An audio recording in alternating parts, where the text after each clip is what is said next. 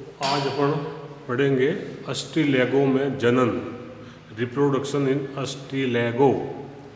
कल अपन ने देखा था कि अस्टिलैगो की कायिक संरचना कैसे होती है, अस्टिलैगो कौन सा रोग फैलाता है, कितने तरह के स्मट होते हैं, लूज स्मट, कवर्ड स्मट, कौन कौन सी प्रजाति में स्मट की कौन कौन सी प्रजाति से रोग उत्पन्न होता है। तो ये सारी चीज़ें अपन कल देख चुके थे। आज अपन पढ़ेंगे इसमें जनन। जनन के समय जैसा कि अपन ने कल देखा था कि इसकी जो कायिक संरचना है उसमें दो तरह के कवक तंतु पाए जाते थे। प्राथमिक कवक तंतु जो एकल केंद्र की होता था एवं द्वितीयक कवक तंतु जो द्विकेंद्र की या डाइकैरियोटिक होता था। एकल केंद्र की मोनोकैरियोटिक माइसीलियम से डाइकैरियोटिक माइसीलियम कैसे बनता है वो मैंने बताया था कि 3 विधियाँ होती है, जिसमें हो सकता है बेसिडियो स्पोर या टिल्यूटो स्पोर के कंजुगेशन से, या जो प्राथमिक माइसीलियम है उसकी किसी की कोशिका में सोमेटोगैमी से, या जो क्लेमाइडोस्पोर है उसके जर्मिनेशन के दौरान जर्म ट्यूब में सलाइन से या फ्यूजन से। तो किसी भी तरह से डाइकैरियोटिक माइसीलियम का निर्माण होता है।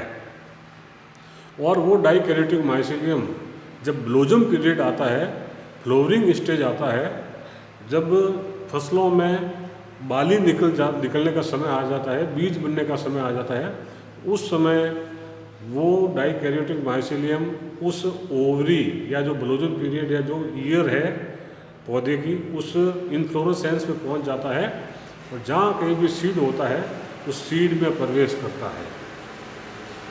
फिर उस बीज के अंदर या जो पुष्पक्रम है उस पुष्पक्रम पर बहुत अधिक मात्रा में डाइकैरियोटिक माइसीलियम एकत्रित हो जाता है। जैसे जैसे पुष्पक्रम या फसल पकने का समय आता है वैसे वैसे इसकी मात्रा बढ़ती जाती है और अंत में एक समय ऐसा आता है कि डाइकैरियोटिक की कुछ कोशिकाएं आकार में गोलाकार रूप ले लेती है और अपने चारों तरफ मजबूत आवरण का निर्माण कर लेती है, और उस गोलाकार संरचना जो मजबूत आवरण से घिरी हुई रहती है उसको टिल्यूटोस्पोर, ब्रांड स्पोर कहते हैं या क्लेमाइडोस्पोर कहते हैं। टिल्यूटोस्पोर, ब्रांड स्पोर या क्लेमाइडोस्पोर कहते हैं। ये क्लेमाइडोस्पोर बाहर से एक्जाइन से घिरे हुए होते हैं।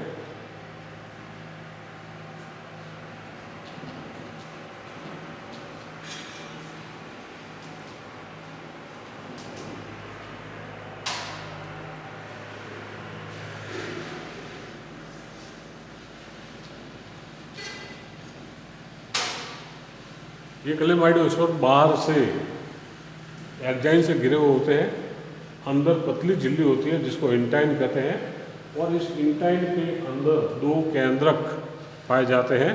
इसलिए जो टिल्यूटोस्पोर या क्लेमाइडोस्पोर है इसकी संरचना कैसी होती है, टिल्यूटोस्पोर एकल केंद्र की होता है, एकल कोशिकीय होता है, द्विकेंद्र की होता है और बाहर से 2 भित्तियों द्वारा घिरा हुआ होता है। सबसे बाह्य भित्ति जो खुरदरी होती है उसको एक्जाइन कहते हैं, और अंदर वाली भित्ति जो चिकनी और पतली होती है उसको इंटाइन कहते हैं। फिर ये क्लेमाइडोस्पोर जो ये बाली है, बाली में बीज को तोड़कर बाहर आ जाते हैं और ये काले पाउडर के रूप में दिखाई देते हैं। बाली को तोड़कर बाहर आ जाते हैं तो काले पाउडर के रूप में दिखाई देते हैं। फिर जो ये क्लेमाइडोस्पोर है, इस क्लेमाइडोस्पोर के दोनों केंद्रक संलयित हो जाते हैं। संलयित होने के बाद जो क्लेमाइडोस्पोर की संरचना बन जाती है वो द्विगुणित बन जाती है। तो इस संरचना में और इस संरचना में अंतर यह है कि यह एकल कोशिकीय और एकल केंद्र की संरचना है, जबकि यह एकल कोशिकीय द्विकेंद्र की संरचना है। इसमें दोनों ही केंद्रक अगुणित है, जबकि इसमें केंद्रक द्विगुणित बन जाता है। तो अब ये क्लेमाइडोस्पोर बना है, ये क्लेमाइडोस्पोर एकल कोशिकीय एकल केंद्र की लेकिन द्विगुणित होता है। द्विगुणित बनने के बाद में अब जो इसका केंद्रक है, इस केंद्रक में अर्धसूत्री विभाजन होता है। इस केंद्रक में अर्धसूत्री विभाजन होता है जिससे 4 अगुणित केंद्रक बनते हैं। और इसके साथ ही इंटाइन है, इंटाइन एक्जाइन को तोड़कर बाल लंबी नलिका के रूप में निकलती है, उसको एपीबेसिडियम या प्रोबेसिडियम कहते हैं, प्रोमाइसिलियम कहते हैं। फिर ये चारों के चारों केंद्रक इस एपीबेसिडियम में आ जाते हैं या प्रोमाइसिलियम में आ जाते हैं। अब ये प्रोमाइसिलियम है, फिर इस प्रोमाइसिलियम में पट का निर्माण हो जाता है। प्रोमाइसिलियम में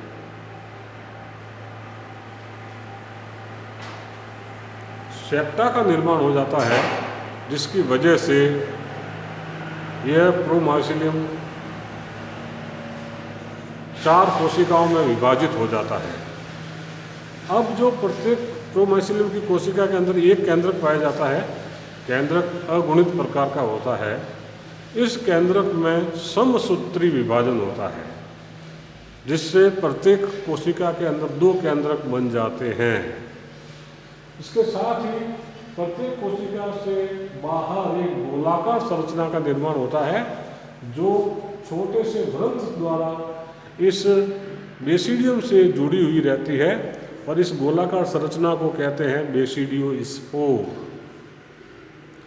तो प्रोमाइसिलियम से एक केंद्रक बेसिडियोस्पोर में आ जाता है, एक केंद्रक प्रोमाइसिलियम में ही रहता है।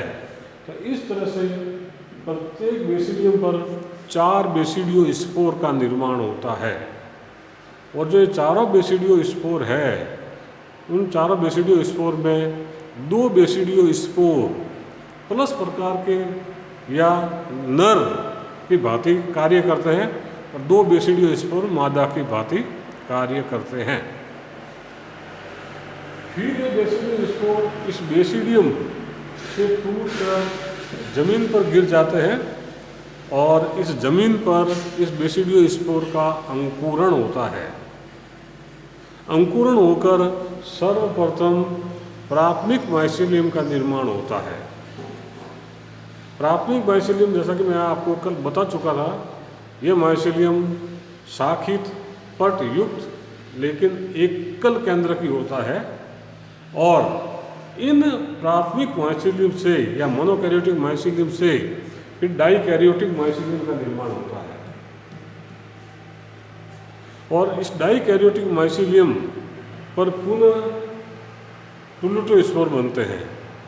या ये जो प्राथमिक माइसिलियम से जो डाइकैरियोटिक माइसिलियम बनता है, वो पौधे के वलकूट या मेसोफिल सेल है, वहाँ पर बनता है। ये पौधे के अंदर की घटना होती है, ये बाहर की घटना नहीं होती है।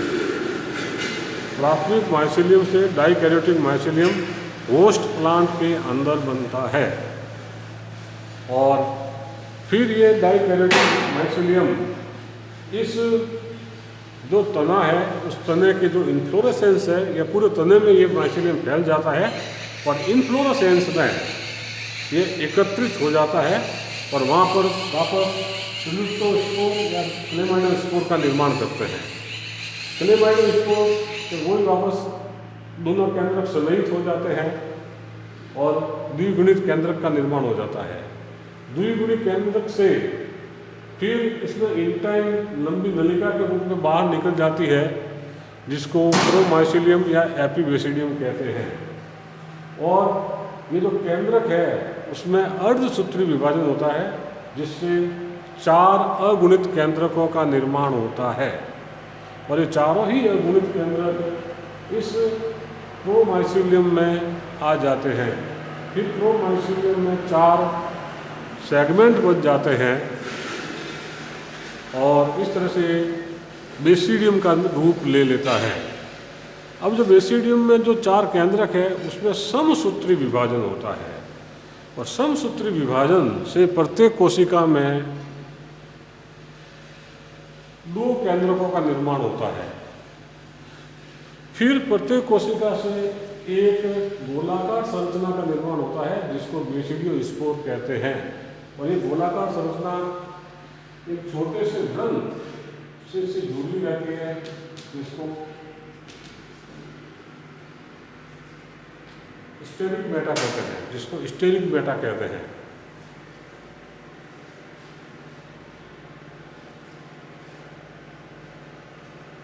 अब इस स्टेरिक मेटा के सूखने से ये बेसिडियो स्पोर बाहर नीचे गिर जाते हैं।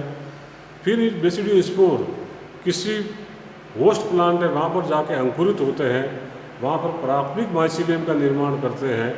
प्राथमिक माइसीलियम से द्वितीयक माइसीलियम बनता है। तो इस तरह से इसका जीवन चक्र पूर्ण या कंप्लीट होता है। अब इसमें जो इन्फेक्शन है वो इस इन्फेक्शन 2 प्रकार के इन्फेक्शन होता है अस्टिलेगो में। एक तो होता है सिस्टेमिक इन्फेक्शन। सिस्टेमिक इन्फेक्शन से तात्पर्य यह है कि वह संक्रमण जो पूरे पौधे में पाया जाता हो उसको सिस्टेमिक इन्फेक्शन बोलते हैं। और दूसरा होता है लोकलाइज्ड इन्फेक्शन। लोकलाइज्ड इन्फेक्शन से तात्पर्य यह है कि वह संक्रमण जो पौधे के किसी पर्टिकुलर खास भाग में पाया जाता हो उसको लोकलाइज्ड इन्फेक्शन कहते हैं।